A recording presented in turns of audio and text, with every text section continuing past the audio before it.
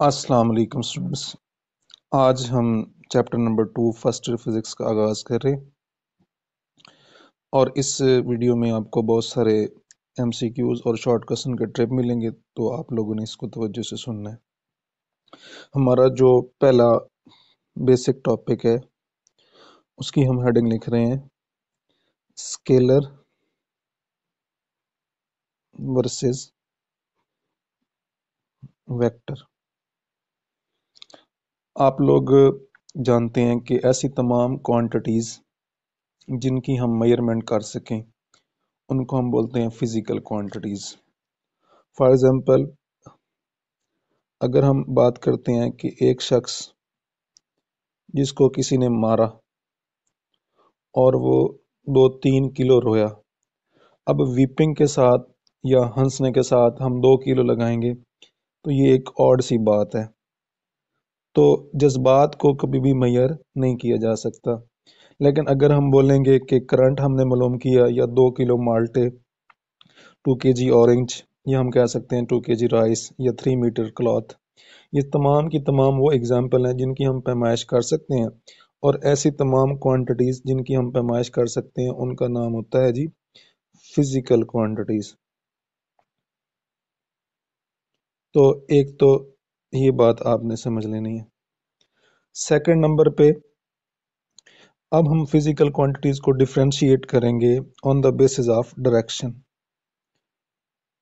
Direction को बुनियाद बनाकर हमने फिजिकल क्वांटिटीज़ को डिफ्रेंशिएट करना है। तो सबसे पहली जो हमारी हेडिंग है वो है स्केलर क्वांटिटीज़। अब जब भी आप लोग स्केलर का नाम सुनेंगे, सबसे पहले आपके ज़हन में जाना चाहिए कि इसको मुकम्मल तौर पर एक्सप्रेस या डिस्क्राइब करने के लिए आपको सिर्फ एक चीज़ की ज़रूरत होगी और उसका नाम है मैग्नीट्यूड। यानी अगर आपने स्केलर को डिफाइन करना है, डिस्क्राइब करना है, एक्सप्रेस करना है, तो आपको किसकी ज़रूरत होगी? मैग्नीट्यूड की। अच्छा, मैग्नीट्यूड को हम क्या कहते हैं? एक न्यूमेरिकल वैल्यू कहते हैं। अच्छा, न्यूमेरिकल वैल्यू क्या हो सकती है जी? 0.2, 0.3, 1, कोई भी नंबर हो सकता है, 3, 0.4 etc। ये सारे के सारे क्या है? Numerical value. इसको हम क्या बोलते हैं? मैग्नीट्यूड। फॉर एग्जांपल, अगर हम आपको एग्जांपल बताएं कि 2 मीटर क्लॉथ, तो इसमें जो 2 है इसका मैग्नीट्यूड है और m उसका क्या है? यूनिट है बड़ा। अब इन अगर हम सादा अल्फाज में देखें तो स्केलर जो डिफाइन हो जाती हैं सिर्फ मैग्नीट्यूड बताने से, उनकी बात समझ में आ जाती है, उनको हम क्या बोलते हैं? स्केलर। अब स्केलर हमारे पास ना बेस क्वांटिटीज हैं 7, जिसको आप लोग जानते हैं। नंबर 1 लेंथ, फिर मास, फिर टाइम। इसके अलावा टेम्परेचर, इलेक्ट्रिक करंट, या हम कह सकते हैं अमाउंट ऑफ सब्सटेंस, या इंटेंसिटी ऑफ लाइट। ये 7 बुनियादी क्वांटिटीज हैं: length, mass, time, temperature, current, substance, intensity of light. ये सारे की सारे क्या हैं? स्केलर। अब इनके स्केलर होने का क्या मतलब है? ऐसी तमाम क्वांटिटीज जिनके अंदर सिंपल अरिथमेटिक यानी आम जमा तफरीक इस्तेमाल हो रही होगी, उनको हम क्या बोलते हैं? Scalar quantities. मतलब एक तो जिनको कंप्लीटली तौर पर डिस्क्राइब करने के लिए मैग्नीट्यूड चाहिए, वो क्वांटिटीज भी क्या कहलाएंगी? स्केलर। और जो सिर्फ सिंपल अरिथमेटिक रूल्स को फॉलो करेंगी वो क्वांटिटीज भी क्या कहलाएंगी? Scalar quantities. अच्छा जी, अब हम दूसरी बात डिस्कस करते हैं, वेक्टर क्वांटिटीज। अब वेक्टर क्वांटिटीज की एग्जांपल कुछ यूं है कि अगर आपके पास ये एक टेबल है और यहाँ पे हम कहते हैं इसका वेट डाउनवर्ड काम कर रहा है, जस्ट समझने के लिए, और रिएक्शन है इसका ऊपर की तरफ। अब एक बच्चे के या किसी को भी हमने बोला कि भाई इसके ऊपर आप ना 5 न्यूटन की फोर्स लगाओ। अब जब भी इस बंदे ने, किसी भी शख्स ने, किसी भी पर्सन ने इस टेबल के ऊपर या पड़े हुए बॉक्स के ऊपर फोर्स लगाई, तो जब वो फोर्स 5 न्यूटन की लगा रहा है तो उसका कुछ ना कुछ असर भी तो दिखना चाहिए ना। क्या वो फोर्स लेफ्ट पे लग रही है, क्या वो फोर्स राइट पे लग रही है, क्या वो अप लगा रहा है, क्या वो डाउन। तो भाई 5 न्यूटन के साथ उसकी डायरेक्शन बताना बहुत जरूरी है। यानी अगर हम कहते हैं कि जी 5 न्यूटन का जोर, 5 न्यूटन की ताकत लग रही है, भाई किधर लग रही है, तो वो जो डायरेक्शन है, वो किस तरफ उसका एक्शन हो रहा है, वो बताना बहुत जरूरी है।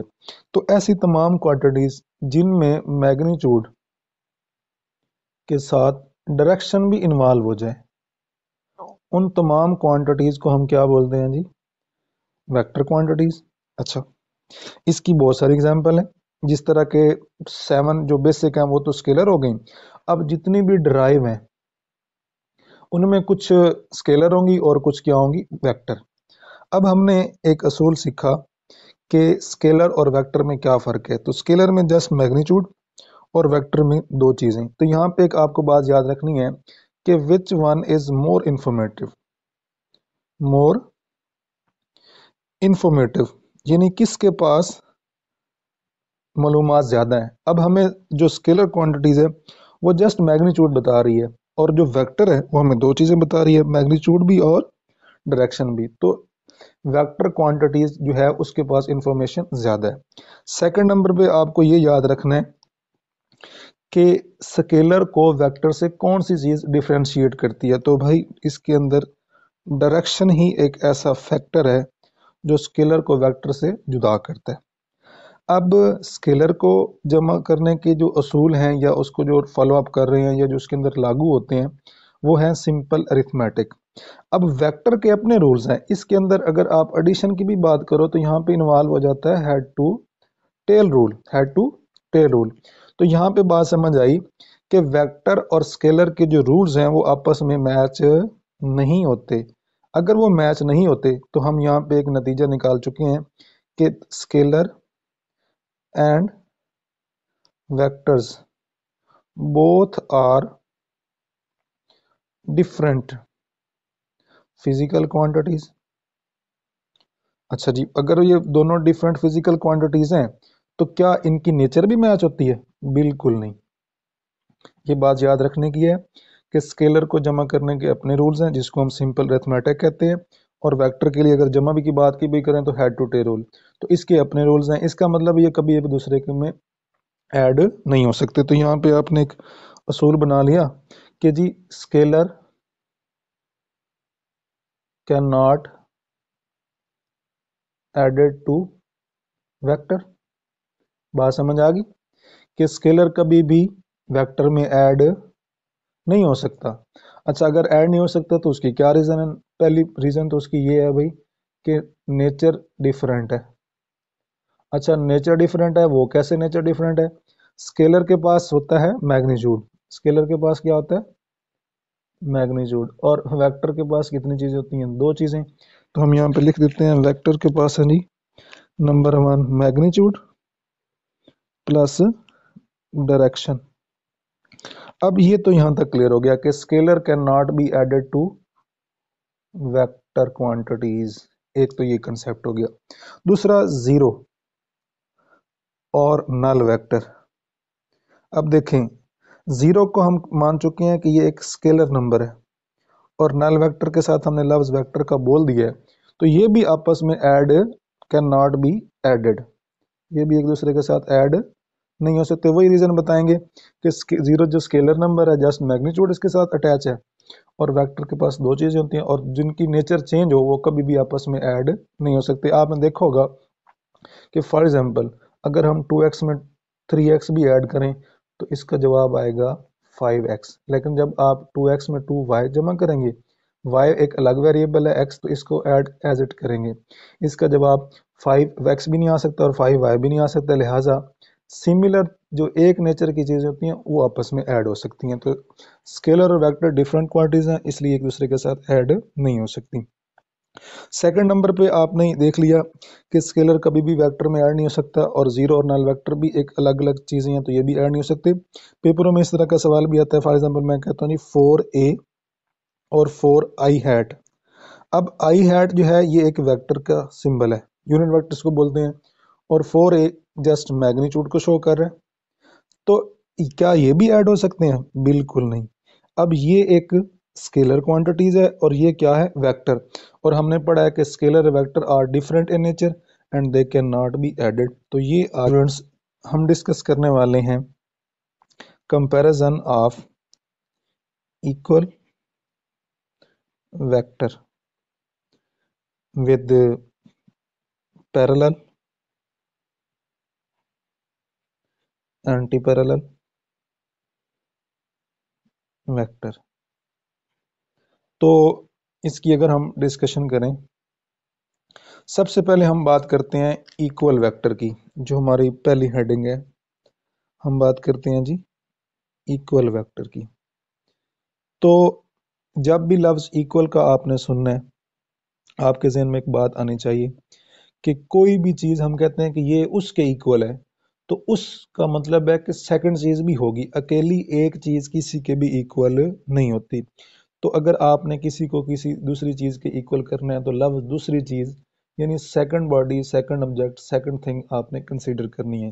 तो ये बात तो साबित होगी कि एक चीज कभी भी इक्वल नहीं होती, एटलीस्ट टू चीजें होंगी, या टू चीजों से मुराद दो चीजें होंगी, टू थिंग्स होंगी। हम बात कर रहे हैं two vectors are said to be equal। दो वेक्टर्स को हम इक्वल वेक्टर्स का नाम देना चाह रहे हैं तब, number one condition, both have same magnitude. दोनों का जो मैग्नीट्यूड है, दोनों की जो लेंथ है, दोनों का जो मॉड है बड़ा, मैग्नीट्यूड के तीन नाम है, लेंथ भी कह सकते हो, मैग्नीट्यूड भी कह सकते हो, या आप मॉड भी कह सकते हैं मॉडुलस के हवाले से। और बोथ हैव सेम डायरेक्शन। तो ये बात आपने अगर शॉर्ट क्वेश्चन आ जाए कि व्हाट आर इक्वल वेक्टर्स, तो आपने डिस्कस करना है कि वो तमाम वेक्टर जिनका मैग्नीट्यूड भी सेम हो और जिनकी डायरेक्शन भी सेम हो। जैसा कि अगर हम बात करते हैं ये वेक्टर ए है और बिल्कुल इसी साइज का एक और वेक्टर होगा वेक्टर बी, दोनों की डायरेक्शन सेम है, तो हम बात करेंगे वेक्टर ए इक्वल है वेक्टर बी के। अगर हम यहाँ पे एक तीसरा वेक्टर सी ले आते हैं, तो देखिए सी का साइज बी से भी बड़ा है और ए से, तो हम कभी भी नहीं कह सकते कि ए इक्वल है सी के या बी इक्वल है सी के। अच्छा जी, और जिनकी डायरेक्शन वाकई उल्टी हो जाए, फिर तो वो दोनों कंडीशन को फुलफिल नहीं कर रहे, इसलिए ये इक्वल वेक्टर की कैटेगरी में नहीं आते। अब यहीं से आपको याद रखना है पैरेलल वेक्टर। अब जो पैरेलल वेक्टर है उसमें एक कंडीशन अप्लाई होती है, जस्ट आपने जो ख्याल रखना है पैरेलल वेक्टर में कि दो वेक्टर अगर पैरेलल हैं, उर्दू में इसका लफ्ज होता है मतवाजी। बोथ वेक्टर हैव या बोथ हैव सेम डायरेक्शन। यानी हमें जब भी दो चीजें पैरेलल जज करनी हो, तो दोनों की डायरेक्शन हमें क्या रखनी चाहिए? सेम। एक बात। अच्छा जी, मैं हम इसको डिस्कस करते हैं कि एक वेक्टर ए है और ये वेक्टर बी है। अब देखिए दोनों की डायरेक्शन क्या है? सेम। इनको अगर आप आगे बढ़ाते जाओगे तो ये किसी भी पॉइंट पे एक दूसरे को क्रॉस नहीं करेंगे, तो हम कह सकते हैं ए पैरेलल है बी की।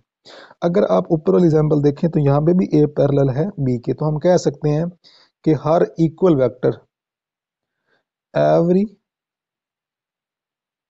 Equal vector is parallel but every parallel is not equal.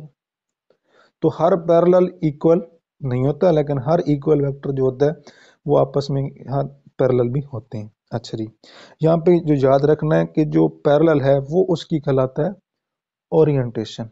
Orientation से मुराद तरतीब, अरेंजमेंट। और जब भी पैरेलल का जिक्र करें तो थीटा आपने हमेशा याद रखना है 0 डिग्री का। अब इसका एक उल्टा या सेकंड जो हमने कंपैरिजन करना है एंटी पैरेलल का।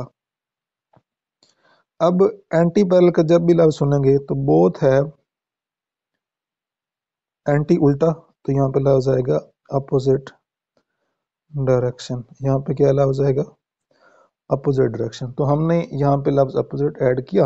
अगर ये वेक्टर ए है तो ये मान लें वेक्टर सी है, दोनों की डायरेक्शन क्या होगी, तो हम कह सकते हैं ए एंटी पैरेलल है वेक्टर सी के। और जब ओरिएंटेशन एंटी पैरेलल हो, थीटा हमेशा याद रखना है 180 डिग्री का। अच्छा, इक्वल वेक्टर में कितने की डिग्री का, जब वो इक्वल को आप मानते हो पैरेलल, तो इक्वल में भी थीटा 0 डिग्री का, पैरेलल में भी थीटा 0 डिग्री का, और एंटी पैरेलल में कितने डिग्री का मानना है 180 का। यहीं से एक लफ्ज इस्तेमाल होता है जी परपेंडिकुलर। परपेंडिकुलर के 3-4 नाम हैं जो आप याद रख लें। इसको वर्टिकल भी कहते हैं, इसको नॉर्मल भी कहते हैं, इसको वाई एक्सिस भी कहते हैं। अच्छा जी, इसको एक नाम होता है ऑर्थोगोनल। ये आपके लिए थोड़ा नया है, तब भी आप याद रखें। जब भी दो वेक्टर एक दूसरे के साथ 90 दर्जे का जाविया बनाए, दो वेक्टर ए और बी, तब उन दोनों को क्या बोलेंगे परपेंडिकुलर, यानी ए परपेंडिकुलर है बी के ऊपर। तो इनके दरमियान एंगल कितने डिग्री का होगा 90 डिग्री का। तो ये आपने याद रख लिया, equal vector, parallel, anti parallel और परपेंडिकुलर। अच्छा जी, तो ये इनकी जो अरेंजमेंट है इसमें मुख्तलिफ चीज़ें आपसे पूछी जा सकती हैं जी, कि पैरेलल में कितने डिग्री का एंगल है, मान लेते हैं जी 0 डिग्री का। एंटी पैरेलल में कितने का, theta is equal to 180 degree. और जब लफ्ज आएगा परपेंडिकुलर, तब आपने याद रखना है theta is equal to 90 degree. अब इसका जो यूजेस है मुख्तलिफ एग्जाम्पल में आ सकता है। फॉर एग्जाम्पल के तस्वीरें बना के दी जा सकती हैं। एक वेक्टर ए है तो 4-5 ऑप्शन हो, जिसमें एक इधर है, एक इधर है, एक इसकी डायरेक्शन में है, या हम कह सकते हैं इस डायरेक्शन में है। Option number 1, option number 2, option number 3, option number 4। तो पूछेगा इस वेक्टर का पैरेलल कौन सा है, तो जो इसकी डायरेक्शन में होगा, ये इसकी डायरेक्शन में है तो ये पैरेलल है, इसकी डायरेक्शन में उल्टा है तो ये वाला वेक्टर जो ऑप्शन 2 है वो एंटी पैरेलल की कैटेगरी में आ जाएगा, और ऑप्शन जो 3 है वो चला जाएगा पैरेलल की कैटेगरी में। तो इस तरह के भी एमसीक्यूज बन सकते हैं। उम्मीद है मेरा लेक्चर आपको समझ आया होगा। Thank you.